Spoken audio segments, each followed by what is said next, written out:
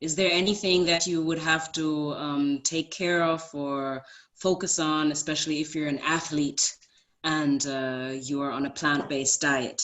So people always, as you mentioned already, people always worry about their protein or about their B12 or about their vitamin K2 or, you know, all these things when you're plant-based, and they think you just don't get it when you don't eat any animal products. So is there anything that you particularly should take in, that you should take care of and eat more of when you do a lot of physical work? So our approach to that is based more on what are you craving, and a real solid evaluation of your cravings for different mucus forming foods. If you're not craving some mucus forming, some certain kind of foods or something, then we always recommend, well, don't eat that then. You know, or in the exception, which there is, if you're craving something worse than what you're about to eat, and you're trying to use that thing to not eat the worst thing you crave, then that's different. But if you are not craving, say, you know, some kind of protein that they call protein food, you know, if you're not craving any, whether, you know, plant-based protein or whatever, then don't eat it because you think you need it, you know, because you think you have to have it. You know, that's our perspective on that. But if you're craving, say you're craving meat, we would rather somebody eat some kind of cooked beans, which, you know, the raw food people, cooked beans. It was like, man, we're talking about the transition. If you combine that with a big raw salad, because really in that plant-based realm, you really have two kinds of meals. You have fruit, the mucus-free fruit-based sort of meal, and you have the vegetable meal.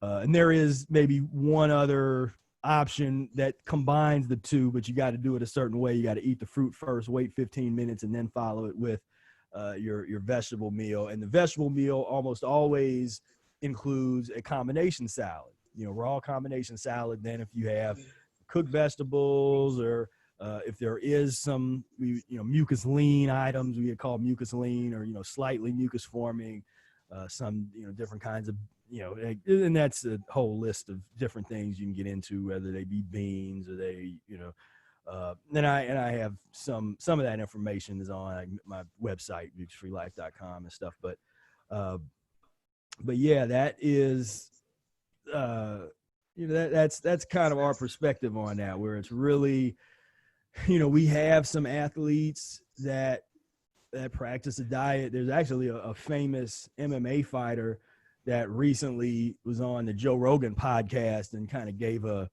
shout out to the Mucusless diet, because he had transitioned himself, and he was just inducted into the Hall of Fame, you know, the MMA Hall of Fame, and he's talking about the Mucusless diet. And so there's a lot of mental, I think there again with that propaganda, there's so much mental stuff there. People don't know what that experience is like without those items. Yes. And so we Johnny Gonzalez is another one in the Mucusless diet camp that came from the bodybuilding world and was into bodybuilding. You know, Danielle Miranda, we got some videos with her, but they both came from bodybuilding world, but they were starting to have just terrible issues. I think both of them were having, because they were having real heavy meat-based kind of diets. They were having intestinal issues and elimination issues. And so that is, but, you know, to this day, I mean, they're more impressive in terms of their endurance and their strength and all that kind of stuff than most of the people that I see that, you know, that are in the gyms or that are competing. And I think Danielle, she still plays sports. You know, she just she'll think she's on some volleyball teams and that kind of stuff. And so a lot of that, I think, is in some ways is, you know, mentality.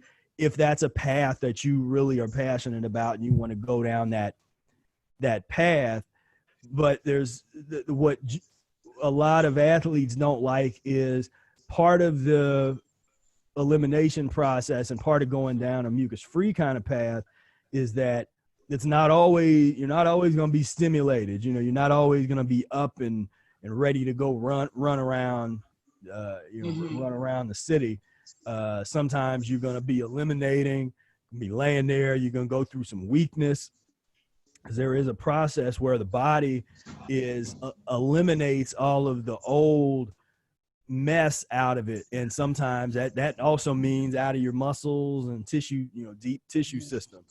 And so you can definitely go through periods where you're weak and not feeling great, not able to lift a whole lot, and that terrifies a lot of the folks in that world. And so I think there's a number of mental, that's almost more of a mental game than a physical thing, I think, with a lot of athletes, that have that kind of mentality.